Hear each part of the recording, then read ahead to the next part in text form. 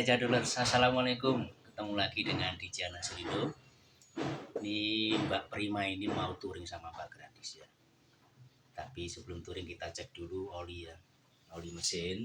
Oli mesin harus cek secara berkala ya. Bisa 2 minggu sekali, 1 bulan. Terutama kalau ada yang bocor-bocor, ya lebih sering harus ceknya. Nah ini kita akan cek dulu. Sebelum kita ganti, kita akan cek dulu kondisinya. Karena begini Jadulers. Rekomendasinya kalau oli mesin ya biasanya kan 1 bulan atau 1000 kilometer mana yang dicapai lebih dulu. Mungkin ada yang 2000 kilometer atau mungkin ada yang 2 bulan. Tapi kalau saya tidak, karena pergaulan saya sama teman-teman bengkel banyak, mereka mengatakan bahwa penggantian oli sangat tergantung dari kondisi viskositasnya dan volumenya ya. Viskositas, volume bisa ditambahi dan ini warna. Kalau saya tambah dengan baunya, ada bau gosong, sangit yang menyengat atau tidak. Oke, kita cek dulu di sini. Apakah memang perlu diganti atau tidak. Kebetulan ini sudah hampir lebih dari setengah tahun, jadi mungkin 6 bulan 7 bulan pemakaian rutin untuk sekolah ya, dan sedikit touring-touringan ya. Kita buka ini ya. Kalau pakai tangan sulit dan biasanya sulit, kita pakai alat ya. Ini pakai alat untuk menjepit hidung, namanya tang. Ya, ke kiri. Setelah lepas begini, putar aja pelan-pelan supaya threadnya tidak rusak. Kalau bisa kondisi mesinnya yang dingin, ya. Atau kita inapkan semalam supaya oli itu dia ada di bawah ya. Bukan pada saat mau dipakai, berarti kalau dipakai biasanya olinya menyebar kemana-mana. Jadi lebih baik besok paginya begitu bisa. Kita putar ke kiri, ya kita cek. Ya, pertama volume. Di stick ini, oli ini ada tanda batas maksimalnya, tanda batas minimumnya. Ya, di sini adalah batas oli normalnya di sini, batas maksimal di sini. Apakah kita boleh mengisi sampai di sini lebih? Di sini itu tidak bagus untuk mesin karena dia akan volumenya besar, volumenya lebih banyak, maka kerja mesin akan lebih berat. Sebaiknya patuhi saja atau ketentuan ini dia sampai batas sini. Tapi jangan sampai kurang ya dari batas ini. Saya kalau misalnya dia kurang di sini saja, kita tambahi lagi sampai menyentuh di batas sini. Oke, ini dari volumenya ini tidak perlu ditambah.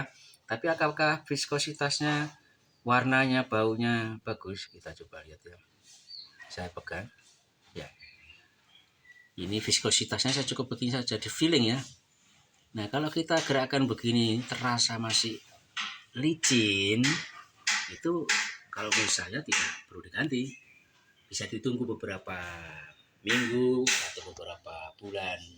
Tapi ini tidak, ini sudah mulai beberapa gesekan itu antara kulit saya yang jempol sama yang telunjuk ini mulai bersentuhan, terasa tidak rigid. Itu berarti biasanya diganti. Tanda pertama. Tanda kedua, ini warnanya sudah hitam ya, jelaskan warnanya sudah hitam kan. Tanda ketiga adalah berbahasa bau. Baunya sih bau sangit, bau super gosong. Nah, ini waktunya kita ganti. Oke ya, jadi kesimpulannya kita harus ganti ini. Nah, sekarang ya. Untuk ganti, kita bisa buka aja begini atau berikan lubang udara supaya nanti oli yang di bawah ini bisa masuk. Sekarang kita akan turun ke bawah. Kita akan buka baut mana yang akan kita buka untuk tap oli ya di bawah mesinnya. Jadulers, kita siapkan ya. Direkomendasikan untuk memakai kunci shock ya, kunci shock. Karena dengan kunci shock itu bautnya tidak mudah rusak. Jadi pas sekali, putarannya enak, membuka maupun menutupnya. Jadi tidak mudah saja. Bisa sih pakai kunci ring atau kunci pas, cuman resikonya ya lebih bagus pakai yang ini. Kedua, siapkan wadahnya nih. Wadahnya biasanya saya pakai ini bekas oli juga yang 4 liter. 1 garam ini, potong saja. Nah, setelah kita siap, wadah ini memudahkan kita untuk membuang ya, jadi ini bisa diputar.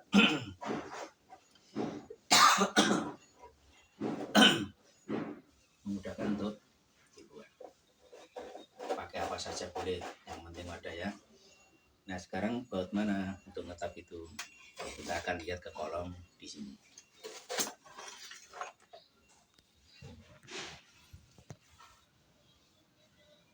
Ya, di bawah mesin ini banyak beberapa baut ya. Nah, mana yang mesin oli mesinnya? Ini kering nih mesinnya, ini bagus, tidak ada netes sama sekali, prima ini ya. Bukan yang ini untuk jelas, ini untuk standar atau untuk jagang, untuk pijakan ya. Jadi ini tapnya. Tapnya ini tap oli, dan masih bersih ya. Luar biasa ini, mesinnya kering, pelan-pelan ya, posisi dingin supaya dratnya tidak rusak. Kemudian kita akan pilih sok mana yang sesuai ya, ukurannya saya ya. Terus ini sudah kita buka sedikit dulu pakai kunci pas 17 ya nomornya. Kemudian kita putar aja pakai tangan supaya kita bisa merasakan tangan ini kan ada sensori, merasakan apakah berat, apakah dratnya meleset atau pas gitu ya. Pelan-pelan ya, alhamdulillah pas ya. Jadi kalau saya mending ganti oli sendiri supaya merasakan. Kalau di tempat lain gitu ya, ke bengkel atau kemana, kebetulan mekaniknya tidak teliti atau asisten mekaniknya tidak teliti, bisa rusak nih dratnya nih. Oke, ini sekarang udah full buka ya. Ini ya, ini bagus nih ya, dratnya masih utuh ya. Kita lihat olinya ya kan, hitam legam ya. Jangan sampai ini oli ini sampai berwarna putih seperti susu ya, itu tandanya sudah sangat-sangat kedaluarsa, sudah lama tidak diganti, dan itu membahayakan kondisi mesinnya. Dia akan terjadi aus karena gesekan, tidak ada pelindungnya ya. Tunggu sampai dia supaya enggak tidak ada putih-putih itu sana. Untuk menuntaskan velg ini habis ya ke bawah oli bekasnya, itu caranya pertama bisa kita inapkan semalaman, besok pagi baru diisi. Itu cara pertama. Cara kedua bisa yang di bengkel-bengkel pakai kompresor. Saya nggak punya kompresor, pakai kompresor ya, angin itu gitu ya. Saya nggak punya, bisa pakai pompa biasa ini. Nah, ini ya. Tapi kali ini saya akan mencoba metode baru. Ini tak cium nih nanti. Hasilnya juga sama ya. Saya akan sedotannya dan hembusannya kuat bibir saya ini. Jadi tak sebel ya.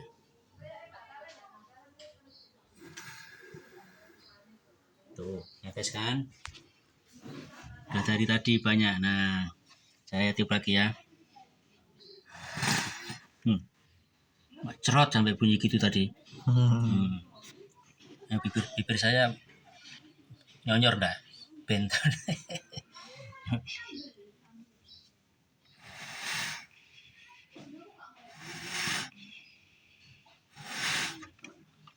Ya. Ini jangan ditiru ya. Ini adegan berbahaya. Bibir bisa hitam semua ini dan nyonyor nih. Ya, sekarang kita akan tutup kembali pelan-pelan baut tapnya ya. Ya, jadi saatnya kita mau masang kembali baut tap oli ini ya. Ini adalah trik dari teman-teman perolian. Apa itu peroliannya? Jadi kita akan tambahkan di sini, karena ini logam ketemu logam di mesinnya, dia licin. Supaya dia tidak merembes olinya, maka perlu semacam seal gitu ya, semacam pembatas, penyekat. Dan teman-teman itu mereka itu biasa menggunakan ini.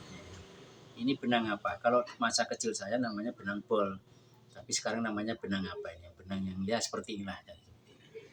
Nah, karena putarannya ke kanan, maka ini akan dililitkan supaya memudahkan dan rapi. Ya, dia akan kita lilitkan searah dengan putarannya, ya, ke kanan. Gitu. Ya. Secukupnya saja. Ya.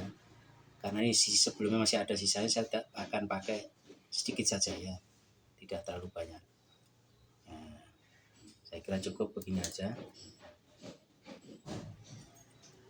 Kita potong kelebihannya.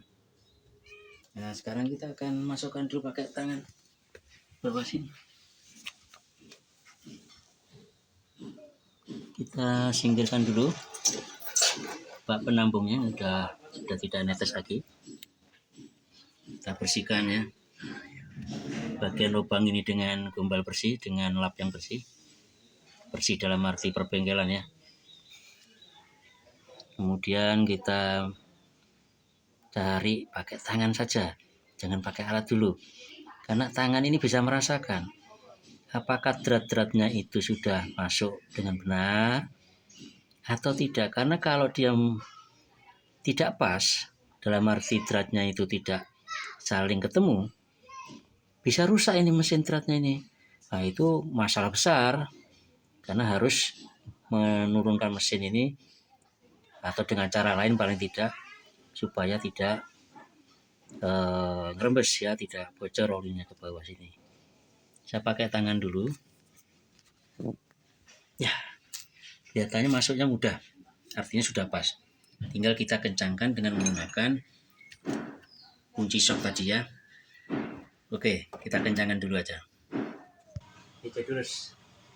Jadi untuk memasukkan oli dari ini ya, dari kalen atau botol oli ke sini, bisa pakai apa saja ya, bisa pakai yang ini corongnya kecil, bisa juga pakai bekas air mineral botolnya dan sebagainya. Tapi kalau saya pakai yang corong ini tapi yang besar ya. Kemudian saya tambahi dengan selang, dan ini akan fleksibel untuk mengisi oli mesin hampir semua jenis kendaraan. Karena kalau kita pakai ini, selain ini volumenya kecil, beberapa kendaraan tidak bisa masuk ini karena posisinya yang sulit. Nah, kalau pakai ini kita bisa mudah, dan panjang sangat membantu kita. Dan pastikan bahwa corongnya ini adalah bersih ya, bersih, karena ini olinya akan kita masukkan di dalam. Jadi di dalam bak mesin ini tidak boleh ada benda-benda lain selain komponen yang ada di dalam dan oli. Itu prinsipnya. Air tidak boleh, kemudian kerikil tidak boleh, apalagi kelereng, apalagi intan dan berlian. Waduh, aman ya. Nah, sekarang kita masukkan sini untuk prima ya. Mesin 100 atau di bawah 100 kita pakai 0,8 liter atau 800 mili. Ya, kita masukkan. Jadi 800 mili 1 2 3. Ini posisinya nanti paling tidak di sini ya. 450 ya. Oke.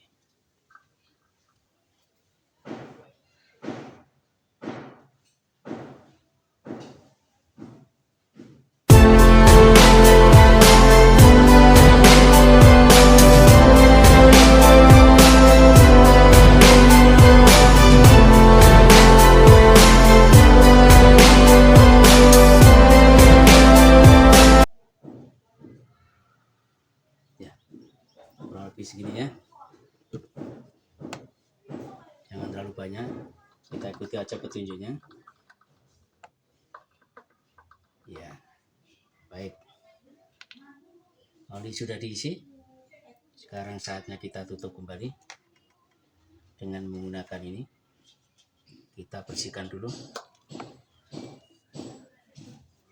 Prinsipnya tadi tidak boleh ada benda apapun yang masuk di sini selain komponen mesin di dalam dan oli itu sendiri ya, supaya mesin kita awet. Mobil yang dirawat, disayang, dibeleh, motor yang dirawat, disayang, dibeleh, pasti dia akan memberikan balasan awet, tidak mogok, lancar semuanya. Itulah imbalannya ya. Baik, kita tutup putar ke kanan pakai tangan saja, baru setelah itu kita kencangkan pakai tang. Kalau tang ini langsung biasanya dia akan merusak ini ya, maka kita akan batasi dia dengan kain ya. Putar ke kanan tadi ya. Begitu jadi mudah kan mengganti oli motor sendiri. Kenapa tidak kita lakukan? Karena rasa sayang kita dengan motor kita ini mudah, cepat, dan kita puas. Sampai ketemu lagi, jangan lupa like, komen, subscribe channel ini agar berkembang. Mudah-mudahan bermanfaat bagi kita semua. Assalamualaikum warahmatullahi wabarakatuh. Terima kasih telah menonton video ini. Jangan lupa like, share, komen, subscribe, dan aktifkan loncengnya.